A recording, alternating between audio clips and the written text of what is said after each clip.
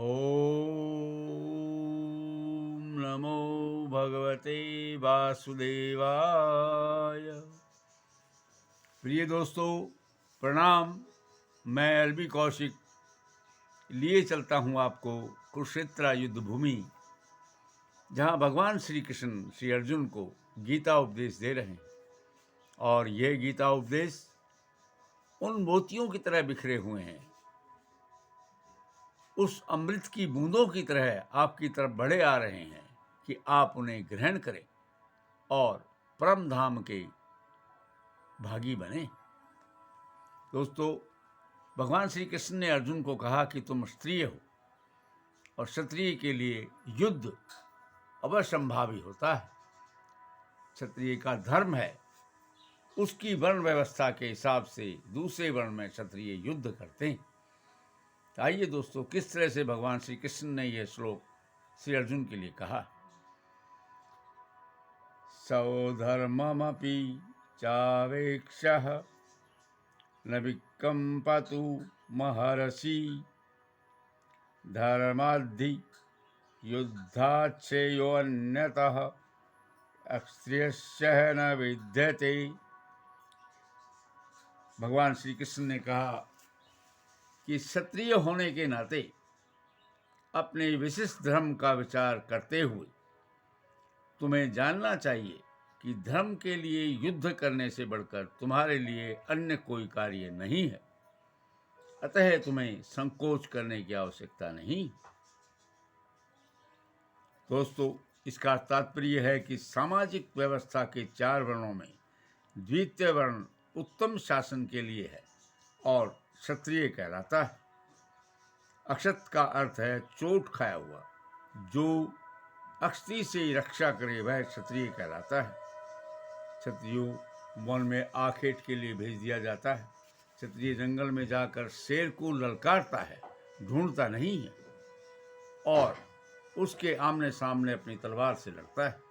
शेर की मृत्यु होने पर उसका राजसी ठाठ बाट से संस्कार किया जाता है। आज की जयपुर के क्षत्रिय राजा इस परिपाटी का पालन करते हैं। राजनीति में अहिंसा कूटनीति चाल हो सकती है, किंतु यह कभी भी कारण या सिद्धांत नहीं रही।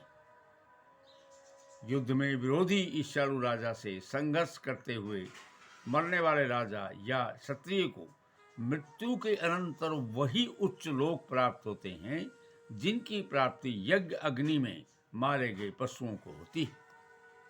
दोस्तों, जरा ध्यान से सुनिएगा कि युद्ध में विरोधी ईर्ष्यालु राजा से संघर्ष करते हुए मरने वाले राजा या क्षत्रिय को मृत्यु के अनंतर वे वही उच्च लोक प्राप्त होते हैं जो जिनकी प्राप्ति यज्ञ अग्नि में मारे गए पशुओं को होती। अतः धर्म के लिए युद्ध भूमि में वध करना तथा याज्ञिक अग्नि के लिए पशुओं को वध करना हिंसा कार्य नहीं माना जाता, क्योंकि इसमें निहित धर्म के कारण प्रत्येक व्यक्ति को लाभ पहुंचता है। और यज्ञ में बलि दिए गए पशु को एक स्वरूप से दूसरे में बिना विकास प्रक्रिया के ही तुरंत मनुष्य का शरीर प्राप्त हो जाता है। अर्थ है दोस्तों कि जो पशु वध के लिए यज्ञवध में मारे जाते हैं उनको बिना किसी अन्यत्र विकास के मनुष्य का रूप प्राप्त हो जाता है। इसी तरह युद्ध भूमि में मारे गए क्षत्रिय यज्ञ संपन्न कराने वाले ब्राह्मणों को प्राप्त होने वाले स्वर्ग लोक में जाते हैं। दूसरे दोस्तों, जो क्षत्रिय युद्ध में काल कल्पित हो जाते हैं उनको वही स्थान प्राप्त होता है जो यज्ञ कराने वाले ब्राह्मणों को स्वर्ग में प्राप्त होता है। स्वधर्म 2 प्रकार का होता है। जब तक मनुष्य मुक्त नहीं हो जाता तब तक मुक्ति प्राप्त करने के लिए धर्म के अनुसार शरीर विशेष के कर्तव्य करने होते हैं।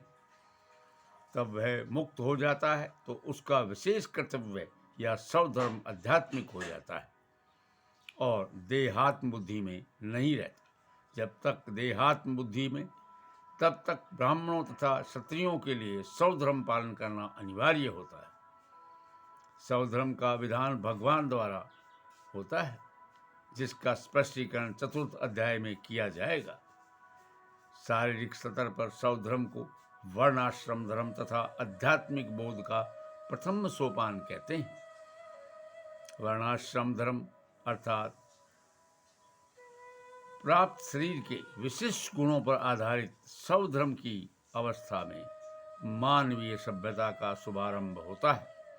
वर्णाश्रम धर्म के अनुसार किसी कार्य क्षेत्र में सौधर्म का निर्वाह करने से जीवन के उच्चतर पद को प्राप्त किया जा सकता है। दोस्तों, इस प्रकार मैंने आपको श्लोक 31 की व्याख्या वीडियो में भेजी है। कृपया पसंद करें, पसंद करके अपने दोस्तों को शेयर करें और धर्म कार्य हेतु इस चैनल को सब्सक्राइब भी करें, क्योंकि सब्सक्राइब करने से चैनल बनाने वालों को उत्साहवर्धन होता है। धन्यवाद दोस्तों। जय हिंद, जय भारत।